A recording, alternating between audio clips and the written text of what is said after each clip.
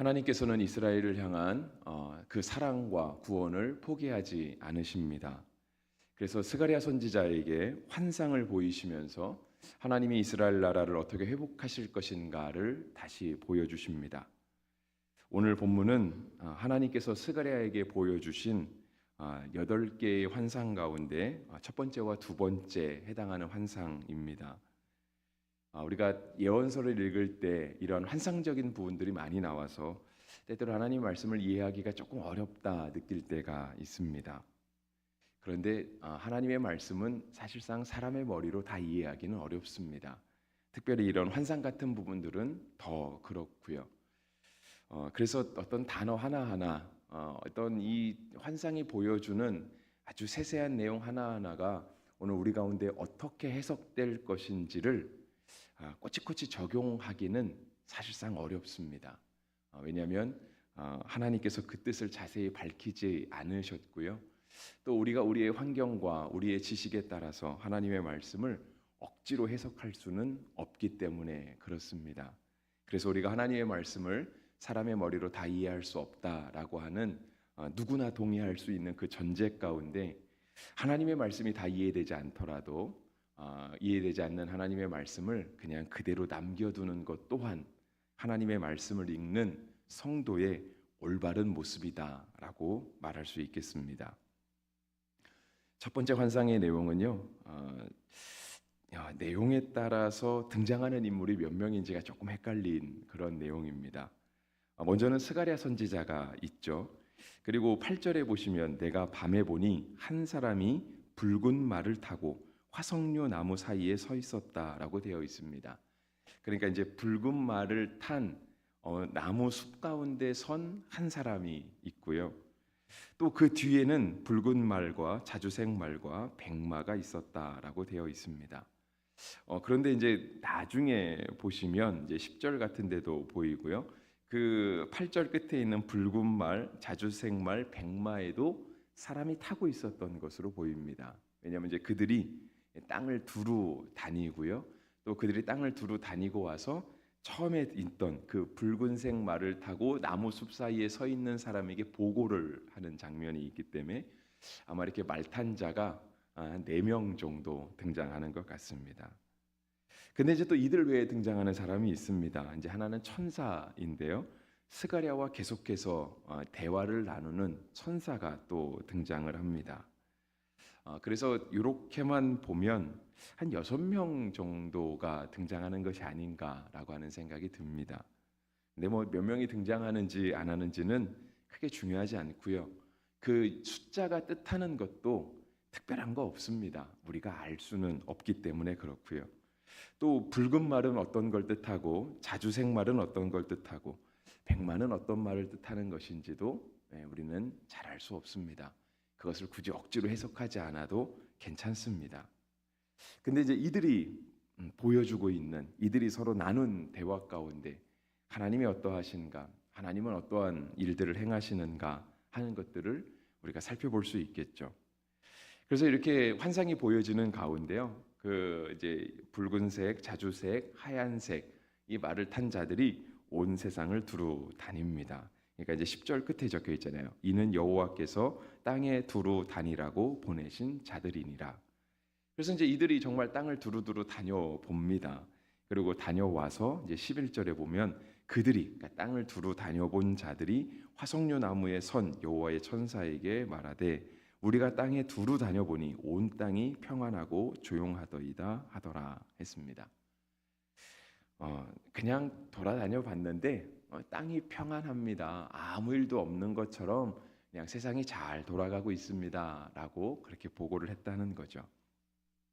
학자들은 이제 여기에 대해서 어떤 그런 역사적인 배경들을 이렇게 함께 견주어서 해석하기도 합니다.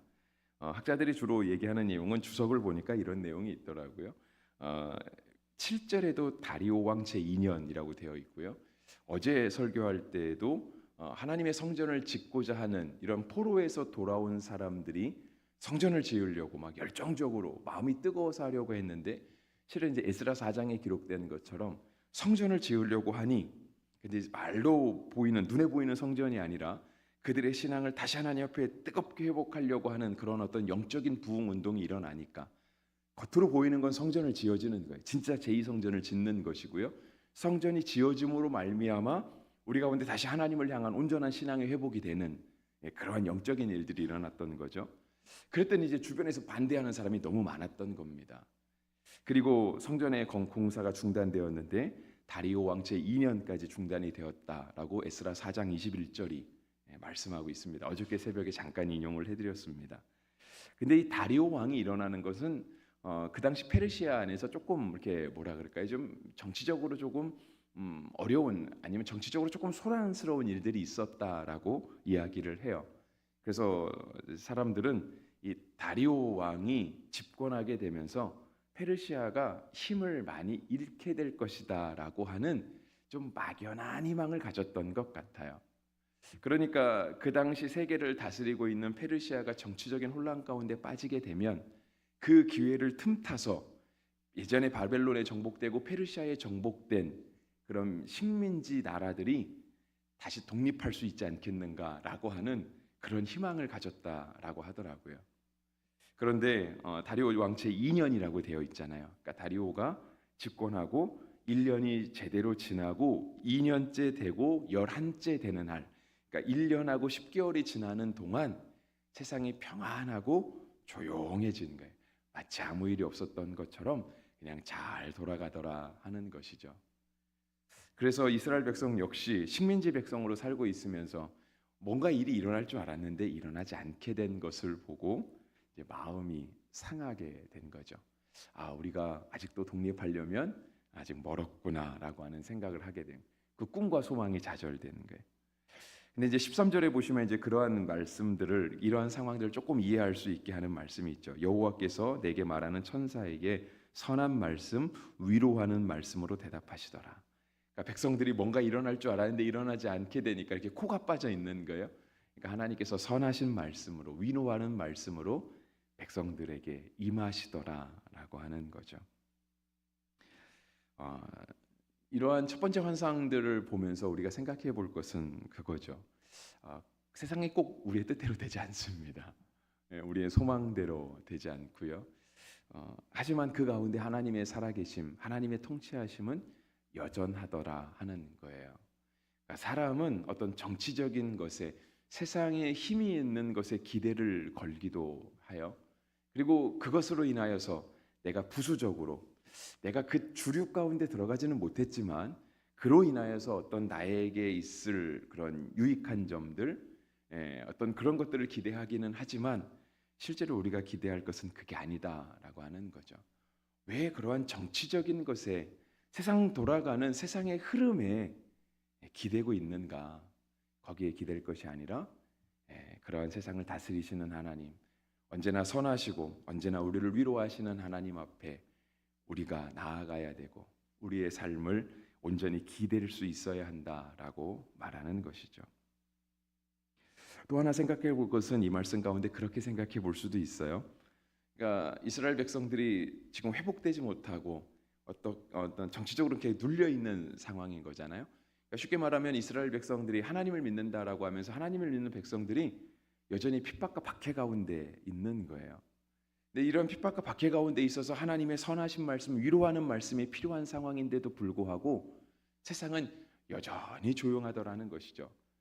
이렇게 말 탄 자들이 말을 달리면서 온 땅을 두루 다녀 보았음에도 불구하고 세상에 아무 일 없는 것처럼 여전히 믿음으로 살아가는 자들은 박해와 어려움 가운데 있음에도 불구하고 세상은 그게 당연한 것처럼 그냥 평안히 지나더라 하는 거예요.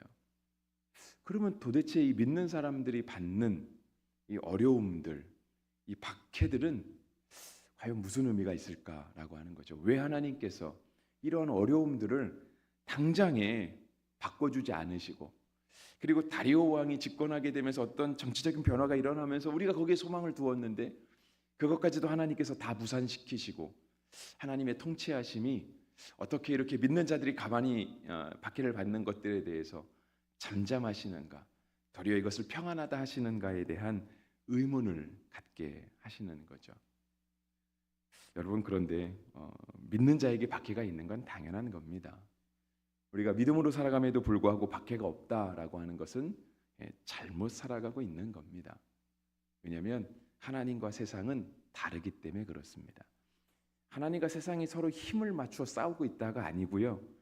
이 세상은 그냥 하나님의 통치하심 가운데 놓여 있는데 하나님께서 이 땅 가운데 우리 가운데 요구하시는 것이 무엇이냐면 우리가 그리스도 안에서 믿음으로 살아가고 복음을 전함으로 그러니까 우리가 주일에도 잠깐 살펴보았지만 우리가 이제 영어로 들어서 잘 못 듣긴 했지만 베드로전서 일부 예배 때 했던 베드로전서의 말씀이 그거예요. 너희가 선을 행함으로 고난을 받는 것이 하나님의 뜻일진데 나가는 거거든요. 하나님의 뜻이 거기 가운데 있다라고 하는 거예요. 그래서 사실상 하나님은 우리가 그 가운데 어려움 가운데 믿음을 지키길 원하시지 어려움 가운데 왜 이 어려움이 변하지 않습니까? 왜 하나님은 우리 가운데 아무 말씀도 하지 않으십니까? 하면서 하나님을 원망하거나 하나님 앞에 시험에 드는 것 그것을 주께서는 원하지 않으신다라고 하는 거죠. 우리가 세상이 어렵다라고 해서 믿는 자들까지도 역시 아무 일 없던 것처럼 조용히 그냥 세상에 섞여서 그리스도인이 이 땅에 존재하는지 존재하지 않는지 그렇게 살아가는 것은 하나님의 뜻이 아닙니다. 세상은 평안한 것 같아도 그리스도인은 그 가운데서 여전히 믿음으로 살아가는 삶의 모습을 보여주어야 하는 것이죠. 네, 그러면서 이제 하나님의 회복의 말씀이 있습니다. 그 회복의 말씀이 17절. 그가 다시 외쳐 이르기를 만군의 여호와의 말씀에 나의 성읍들이 넘치도록 다시 풍부할 것이라. 여호와가 다시 시온을 위로하며 다시 예루살렘을 택하리라 하라 하니라. 하나님의 위로의 말씀, 하나님의 회복의 말씀이 선포되고 있는 것이죠. 하나님이 가만 계시는 것 아니다. 하나님께서 다시 이 성읍을 풍부하게 하실 것이고 넘치도록 하실 것이고 다시 시온을 위로하며 예루살렘을 택하실 것이다 라고 말씀하시는 위로의 말씀이 있습니다. 그리고 나서 등장하는 게 이제 두 번째 환상입니다. 그러니까 하나님께서 다시 이 성읍을 넘치도록 풍부하게 하실 것이다. 하나님께서 다시 그들을 위로하며 택할 것이다 라고 하는 말씀이 두 번째 환상으로 이어지는데 두 번째 환상은요, 네 뿔과 네 대장장이가 나옵니다. 그래서 이제 뿔은 정말 이렇게 뿔입니다. 아주 뾰족한 그러니까 동물들이 가지고 있는 남을 공격할 수 있는 힘이 뿔이지 않습니까? 그래서 우리가 만약에 소에게 뿔이 없다, 소가 굉장히 약해 보일 겁니다.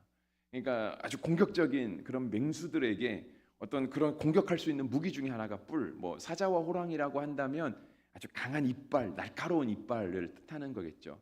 그러니까 그런 것들이 없다면은 그들이 더 이상 맹수가 아니겠죠. 근데 이렇게 아주 이렇게 강한 뿔, 그것도 한 개도 아니고 네 개나 있는 겁니다. 그 네 뿔들이 뭐 누구다라고 굳이 이렇게 막 1대1로 연결짓지 않아도 괜찮습니다. 뭐 첫 번째 뿔은 어느 나라고, 뭐 두 번째 뿔은 어떤 왕이고 이렇게 해석하지 않으셔도 괜찮습니다. 성경도 그렇게 말하고 있지 않거든요. 단지 네 뿔은 무엇인가 하면 정말 믿는 자들을 핍박하는 성경의 말씀대로 하면 그거예요. 19절 끝에 이들은 유다와 이스라엘과 예루살렘을 흩뜨린 뿔이니라. 그러니까 하나님의 택하신 성소, 믿음으로 살아가는 사람들을 핍박하고 압제하고 성전까지 무너뜨린 그런 외부의 강한 세력들이다. 그래서 사탄의 힘이다라고도 말할 수 있겠죠. 굳이 사탄의 힘이라고까지 해석하지 않으셔도 괜찮습니다. 그냥 이스라엘 나라를 무너뜨린 그냥 외부의 강력한 세력이었던 거예요. 그러니까 그렇게 외부의 강력한 세력에 먼저 정복당한 사람들 입장에서는 아까 첫 번째처럼 왜 하나님이 우리를 지키지 않지라고 하는 그러한 마음이 들 수 있고요.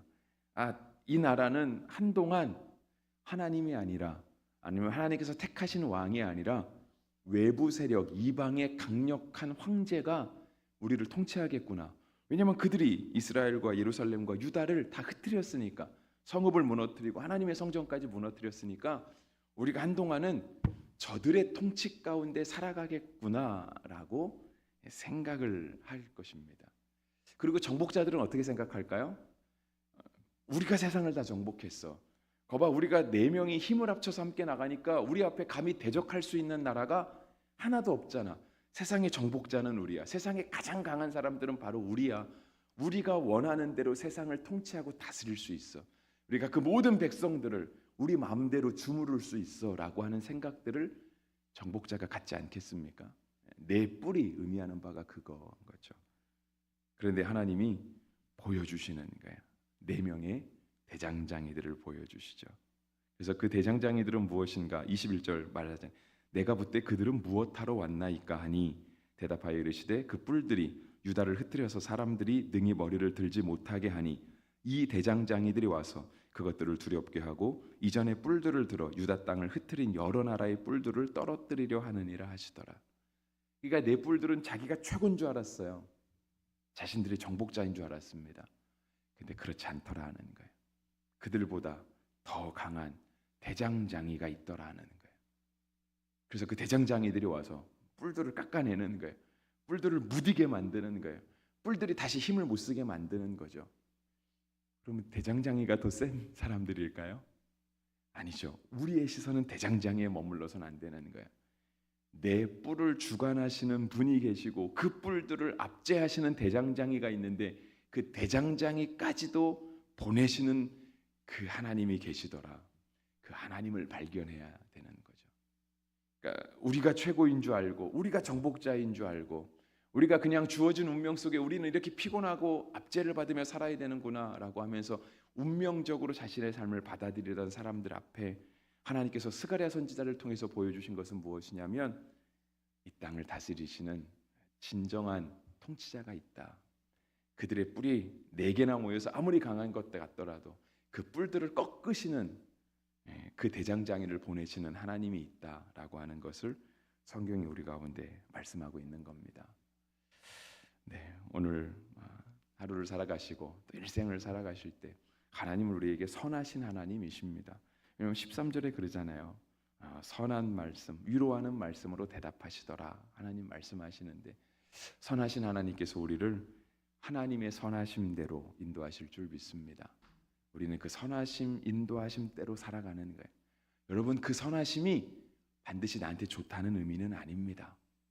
하나님의 선하심은 우리가 측량할 수 없거든요. 우리가 알고 있는 선함은 몇 개 없어요. 저 사람 참 선해, 착해. 뭘 보고 착하다고 하죠? 기준 몇 개 없습니다. 그냥 맘씨가 착해, 말투가 착해, 행동하는 거가 착해. 우리가 알고 있는 선함은요 그렇게 풍부하지 않아요.